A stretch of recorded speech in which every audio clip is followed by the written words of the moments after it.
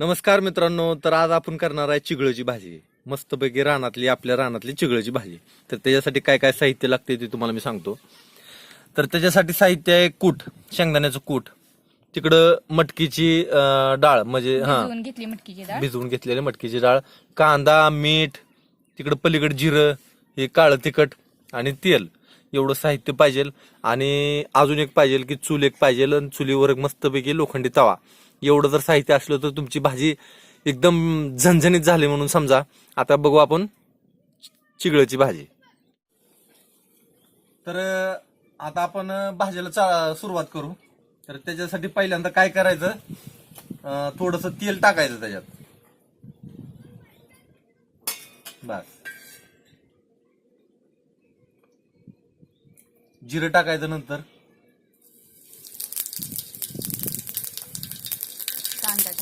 कांदा टाकायचा.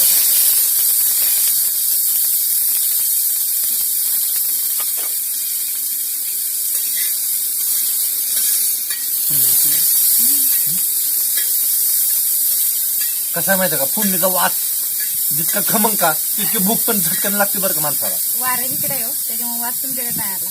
नाही तरी सुद्धा आला थोडाफार वास.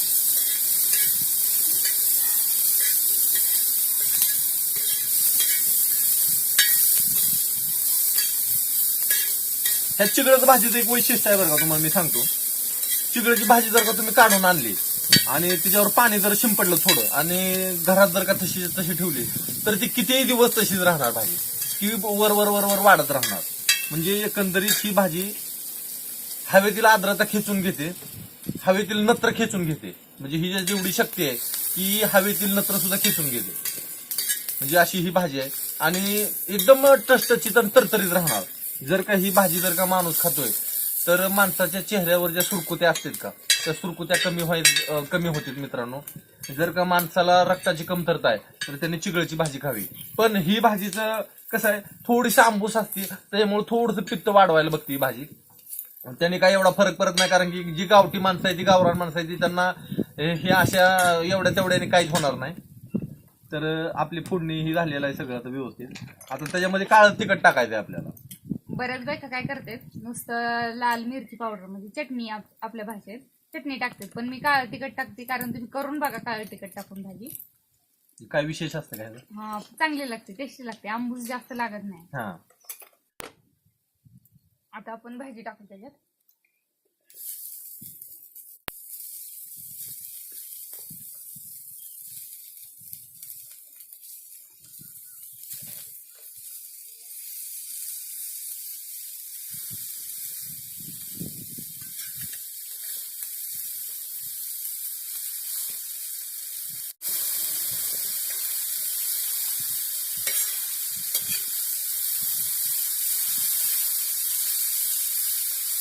त्या ह्याच्यात आपण डाळ टाकून, मटकीची डाळ टाकायची. हा, मटकीची डाळ भिजवलेली बरं का, आधी भिजवून ठेवायची मटकी डाळ, आणि ती फुगली चांगली की मग तिचा वापर करायचा. जर का ती पाणी जर नाही पिलं तिनं, तर मग ती शिजायला उशीर करते. हा, शिजायला उशीर लागतो त्याला.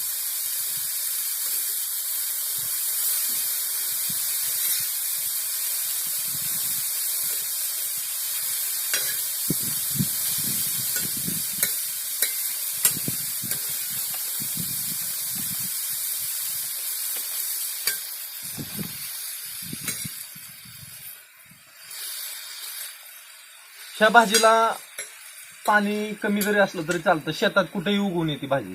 नाही ज्यावर कुठला रोग पडतो, नाही कुठल्या फवारणीची गरज पडते.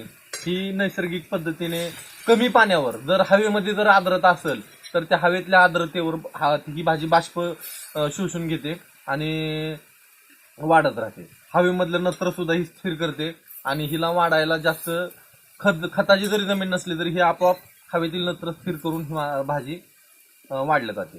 तर शेतकऱ्यांना सुद्धा एक फायदेशीर आहे. जर का ह्या भाजीचा जर का रस काढून जर का पिकावर जर तुम्ही स्प्रे दिला, तर त्याच्यामुळं पिकांना हवेतली नत्र स्थिर करण्यासाठी सुद्धा मदत होते. असे काही ह्याच्यामध्ये गुणधर्म आहेत. जर का ते पिकांवर जर आपण फवारणी केली, तर त्याचा पिकांना खूपच फायदा होतो. अशी चिगळची भाजी. आता आपण चवीपुरतं मीठ टाकून घेऊ. ह्याच्यावर आता मीठ टाकलं.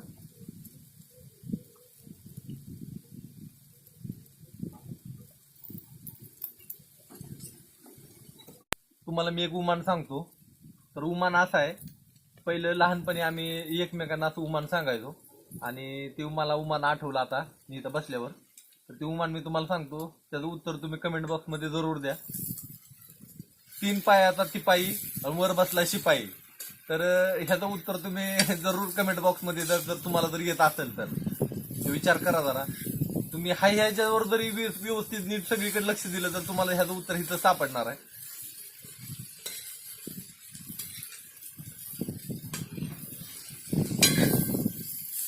चिगळची भाजी ही माझ्या खूप आवडीची भाजी बरं का.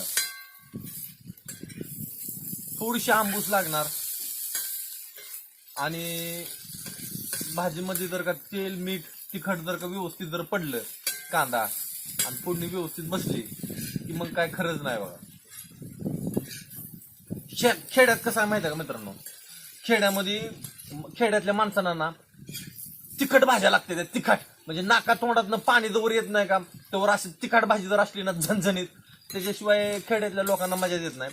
पण मी जास्त तिखट खात नाही बरं का, म्हणजे जास्त तिखट सुद्धा शरीराला चांगलं नाही. पण खेड्यातल्या माणसांचं कसं झालेलं असतं, कष्ट करून त्यांची आतडी त्यांचं शरीर असलं लोखंडासारखं मजबूत झालेलं असतं, त्याच्यामुळे त्यांना तिखट खावा काही खावा काहीच होत नाही.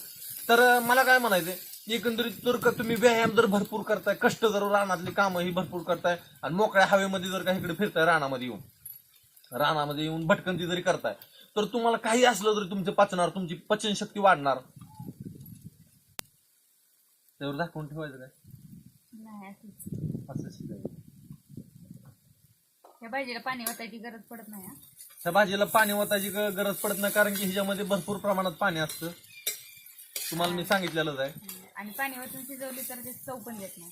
हा, आणि पाणी ओतून जर शिजवली तर ह्याची चव येत नाही असं बायांचं म्हणणं असतं, कारण की बायांना ह्यातली जास्त माहिती असते बरं का आपल्यापेक्षा. गड्या माणसानं कशाला एवढं लक्ष देतोय आपण ह्याच्यामध्ये.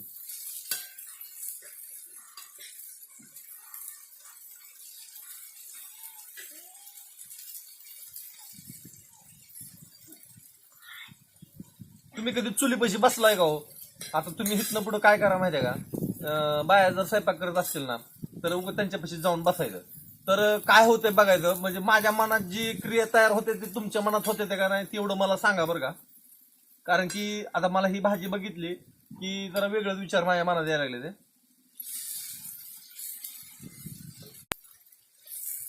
देवाने बनवताना कसं बनवलंय बघा की, माणसाला पोट दिलंय, भूक लागते आणि ही जीभ नावाची एक इडी बाई दिली माणसाच्या तोंडामध्ये, तिला चव असते.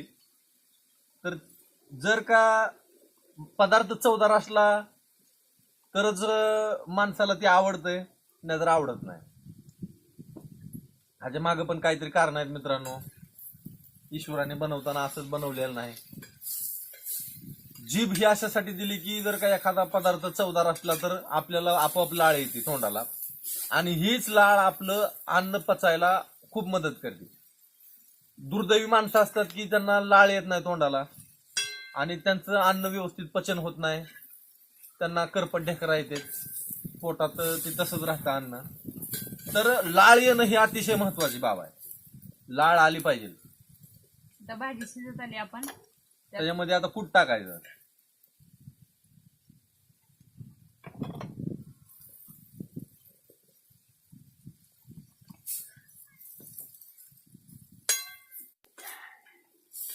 ज्या माणसांना जास्त पित्ताचा त्रास आहे त्यांनी चिगळची भाजी खावी, पण जरा कमी खावी.